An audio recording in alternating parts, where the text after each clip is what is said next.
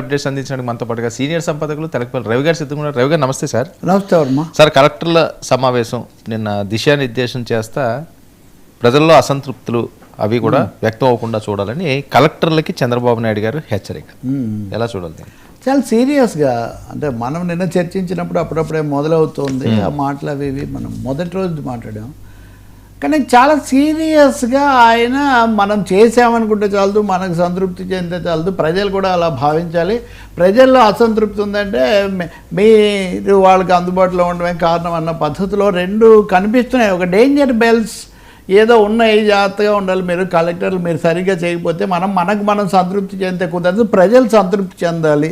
అంటే ప్రజలు సంతృప్తి చెందలేదు, సంతృప్తి చెందాలంటే మీరు మరింత భిన్నంగా మరింత తీవ్రంగా పనిచేయాలి అనేది కలెక్టర్లకు ఆయన చాలా తీవ్రంగానే హెచ్చరిక. ఒకసారి కాదు, 2 సార్లు 3 సార్లు అనేక భాషల్లో. మూడవది పథకాలు సంక్షేమం ఇవన్నీ కూడా మనం పెట్టుకుంటాము, కానీ వాళ్ళకి చేరడం గురించి కదా వాళ్ళు ఒక దీనికి వస్తారు. అందువల్ల మీరు దాన్ని చేయకపోతే మటుకు లాభం లేదని దానికి తోడు ఒక ఏదో సర్వే లాంటిది కూడా ఒకటి పెట్టి 51% ప్రజలు ఏ సమస్యలు లేవని చెప్పారు. భాష ఏం చెప్పినా 51% మంది అంటే ఆ 1% పక్కన పెట్టండి, అంటే సగం మంది ప్రజలు సమస్యలు లేవంటున్నారు, మిగిలిన సగం మంది ప్రజలు సమస్యలు ఉన్నాయంటున్నారు. కాబట్టి సగం మంది ప్రజల్లో మనం ఇంకా అసంతృప్తికి కారణమవుతున్నాము, దాన్ని చేయాలని. ఇది ఇంతకుముందేమో పార్టీ మంత్రుల మీద అసంతృప్తి వ్యక్తం చేసేవాళ్ళు. అయినా మంత్రులు వాళ్ళకి చేరకపోవడం, దీని మీద నిర్ణయం తీసుకోవాల్సి వస్తుందని దాదాపు ఒక 57 మందికో ఎమ్మెల్యేలు, 47 మంది ఎమ్మెల్యేలకో నేరుగా నోటీసులే ఇచ్చారు మీ పరిస్థితి బాగాలేదని. ఇక్కడ కలెక్టర్ల మీద అంటే మంత్రులు అయిపోయి ప్రజాప్రతినిధులు అయిపోయి పరిపాలన చూసేటటువంటి అధికార యంత్రాంగం మీద కూడా చంద్రబాబు నాయుడు ఒక తీవ్ర అసంతృప్తి. అంటే ఆయన ఇక్కడ చూపిస్తున్న అసంతృప్తికి కారణం ప్రజల్లో నుంచి ఈ సర్వేలు వీటన్నిటి నేపథ్యంలో అసంతృప్తి వస్తుంది అని చెప్పినట్టుగా స్పష్టంగా కనిపిస్తుంది. ఇంకా పథకాల అమలు గురించి చెప్పడం ఒకటైతే అంతకంటే తీవ్రమైంది పదే పదే మాట్లాడుకుంటుంది. మీరు వ్యాపారస్తులను పారిశ్రామికవేత్తలను మీరు తక్కువగా చూడొద్దు, వాళ్ళేదో నష్టం చేసేవాళ్ళు అన్నట్టుగా చూడొద్దు. మనకు అధికారాలు ఉన్నాయి, పదవులు ఉన్నాయి కాబట్టి వాళ్ళకంటే మనం ఎక్కువ అన్న భావన ఏమాత్రం ఉండొద్దు. అంటే మీరు తప్పకుండా ఈజ్ ఆఫ్ డూయింగ్ బిజినెస్ అన్న దాంట్లో ప్రపోజల్స్ ఈ ప్రైవేట్ ఎంటిటీస్ వీటిని బాగా ఆదరించి మీరు వాళ్ళకి ఎక్కువగా కల్పించాలని. ప్రజల విషయానికి వస్తేనేమో ప్రజలు మనం చేస్తున్నాము, పథకాలు ఇస్తున్నాము, అన్నీ చేస్తున్నాము. ఒక ఉదాహరణ కూడా ఇచ్చారు, నేను 15,000 పెన్షన్ ఇచ్చాను, అయినా కానీ కొంతమందికి సంతృప్తి కలగలేదనుకోండి, వాళ్ళది తప్పని నేను అనను, ప్రజల్లో అలా ఉంటుందని. అంటే ప్రజల విషయానికి వచ్చేసరికేమో ప్రజలు చేస్తున్న సంతృప్తి అనేది తగినంతగా రావట్లేదు కాబట్టి అధికారులు ఉండాలని. అదే పారిశ్రామికవేత్తలు ఇన్వెస్టర్ల విషయానికి వస్తే మటుకు కలెక్టర్లు తాము కొంత ఎక్కువ అనుకుంటున్నారు, లేకపోతే పదవులు చూస్తున్నారు, వాళ్ళే రావాలని మీరు అనుకోకండి. ఈ పద్ధతులు అంటే ఖచ్చితంగా చెప్పాలంటే ఇన్వెస్టర్స్కు కొంచెం బూస్ట్ ఇచ్చే పాత్ర కలెక్టర్లు తీసుకోవాలి.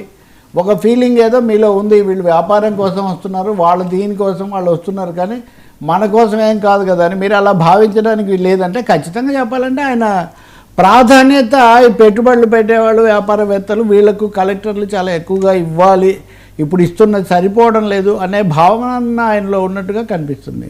ఇంకా మూడోది పథకాలు వీటికి సంబంధించి కూడా డేటా గురించి ఇవన్నీ కూడా ఇస్తూ వచ్చారు, మళ్ళీ కొత్త దీనికి వెళ్తామని. ఇంకొకటి గ్రామాల్లో 70% ఈ అటెండెన్స్, ఈ సచివాలయాలు అక్కడ ఉన్నటువంటి సచివాలయ సిబ్బంది వీళ్ళ చాలా తక్కువగా ఉంది. దాని పేరు కూడా ఇప్పుడు మార్చి స్వర్ణగ్రామ ఇట్లాంటిది ఏదో పెడతాము అని. అంటే మరే నేమ్ చేంజ్ అనే పాలిటిక్స్ జరుగుతున్నాయి కదా. కాబట్టి ఇదివరకు వాలంటీర్లు అనేవాళ్ళు దాదాపు వాళ్ళను డిస్కంటిన్యూ చేశారు. ఇప్పుడు సచివాలయాల పేర్లు కూడా మార్చడము అనేదానికి దీనికి వస్తున్నారు.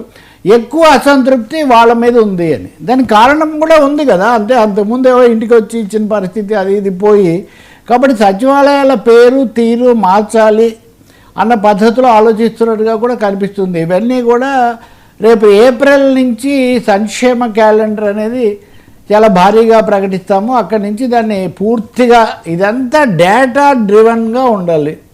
మీరు ఎవరైనా కానీ రికార్డ్ లేదు, డేటా లేదంటే మటుకు ఒప్పుకునే పరిస్థితి లేదు. ఖచ్చితంగా చెప్పాలంటే చంద్రబాబు నాయుడు ఇక్కడ కొంచెం వాళ్ళ మీద గట్టిగా ఆ ఉత్తర్వులు ఇవ్వడము, కొంత హెచ్చరికలు జారీ చేయడము, అంతేకాకుండా కింద నుంచి కూడా ప్రజల్లో నుంచి ఫీడ్బ్యాక్ అంత సంతృప్తికరంగా లేదు కాబట్టి ఆ ఫీడ్బ్యాక్ మీద మనం ఆధారపడాలి. ఆ వివరాలు చిటిగా వేస్తే అది నొక్కితే వచ్చేటట్టుగా ఉండాలి. చాలామంది దానికి అలవాటు పడట్లేదు. ఇక మీద డేటానే మాట్లాడుతుంది కానీ మేము లేదు అంటే కుదరదు అన్న పద్ధతిలో. సో అనేక కోణాల్లో ఆయన అసంతృప్తి, కొంత ఆగ్రహం అనే మాట వాడకపోయినా పవన్ కళ్యాణ్ ఉదాహరణగా చెప్పారు. కానీ అక్కడ కూడా చూస్తే పవన్ కళ్యాణ్ ఈ ఫీల్డ్కి సంబంధించిన వాడు కాకపోయినా కష్టపడుతున్నాడు. డేటా సెంటర్ అంటే ఊరికినే రాలేదు. లోకేష్ బాబు అమెరికాకి వెళ్ళినప్పుడు ఇవన్నీ మాట్లాడినందువల్ల వచ్చింది. అంటే ప్రతి మాటలో చాలా లోడెడ్, వాడికి చాలా అర్థం ఉంది. అంటే అది అంతకుముందు అదాని ఉంది, లేదా గత ప్రభుత్వంలో ఉంది, అది కాదు. లోకేష్ బాబుకి అనుభవం ఉంది. పవన్ కళ్యాణ్ వేరే ఫీల్డ్ నుంచి వచ్చి కష్టపడుతున్నాడు. మొన్న వేదిక మీద నేను చెప్తే అప్పటికప్పుడు ఇచ్చేశాడు అని ఆయన చెప్తూ ఉన్నారు. కాబట్టి అనేక కోణాల్లో చంద్రబాబు నాయుడు కొంచెం పారాహుషార్, డేంజర్ బెల్స్ వస్తున్నాయి కింద నుంచి, దీన్ని మనం అందుకోవాలి, దెబ్బతింటే మటుకు ఏమాత్రం ఉపయోగం లేదనే మాట చెప్తున్నట్టు కనిపిస్తుంది. కానీ చాలా సందర్భాల్లో ప్రసంగంలో చాలాసార్లు గత ప్రభుత్వం చేసినటువంటి విధ్వంసం, దానివల్ల వచ్చినటువంటి భారం, డబ్బులు తీసుకోవటం, వాళ్ళు అధిక వడ్డీకి తెచ్చినందువల్ల దాన్ని మళ్ళీ రీషెడ్యూల్ చేస్తున్న దాని ప్రయత్నం, ఇట్లాంటివన్నీ కూడా చెప్పారు. కానీ on the whole collectors meeting, అంతకుముందు కూటమి మీటింగ్లు, వీటన్నిటిలో కూడా ఆయన వచ్చే ఎన్నికలకు సిద్ధం కావటం అనే ఎలక్షన్ మోడ్లోకి తీసుకుపోతున్నట్టుకు తప్పకుండా కనిపిస్తుంది.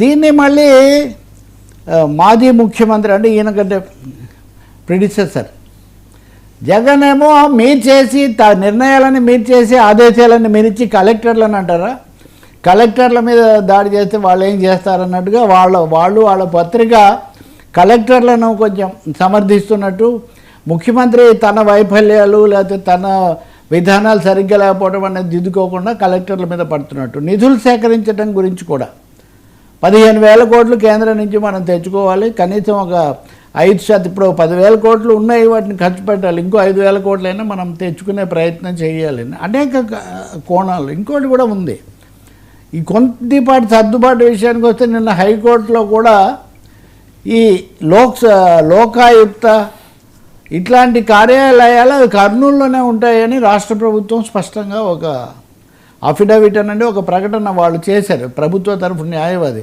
ఎందుకంటే న్యాయ రాజధాని కర్నూలు అన్నప్పుడు హైకోర్టు ఇక్కడ ఉంది కాబట్టి, హైకోర్టు పర్మనెంట్ హైకోర్టు ఇక్కడే నిర్మిస్తున్నారు కాబట్టి లోకాయుక్త ఇక్కడే పెట్టాలని అడిగినప్పుడు కాదు, మేము గతంలోనే నిర్ణయం అయిపోయింది కాబట్టి దాన్ని మేమేమీ చేయలేము అన్న పద్ధతిలో, అంటే పాలసీకి సంబంధించిన చిన్న స్వల్ప సవరణలు కూడా చేసుకుంటున్నట్టుగా కనిపిస్తుంది. So stress is an investment, stress is an investors, and పొలిటికల్గా సంతృప్త స్థాయి అన్న మాట కూడా మొన్న శాచురేషన్ అంటారు కదా, అది కూడా చెప్పారు. సార్, చంద్రబాబు నాయుడు గారికి అవార్డు కార్పొరేట్ రూట్ ఫైనల్, ఇది కూడా ఎకనామిక్ టైమ్స్ అవార్డు ఇచ్చింది కూడా, దాన్ని లోకేష్ బయట చెప్పారు. చాలా గర్వకారణంగా ఉంది, ఈ సంస్కరణలు వీటన్నిటితో పోతున్నారని.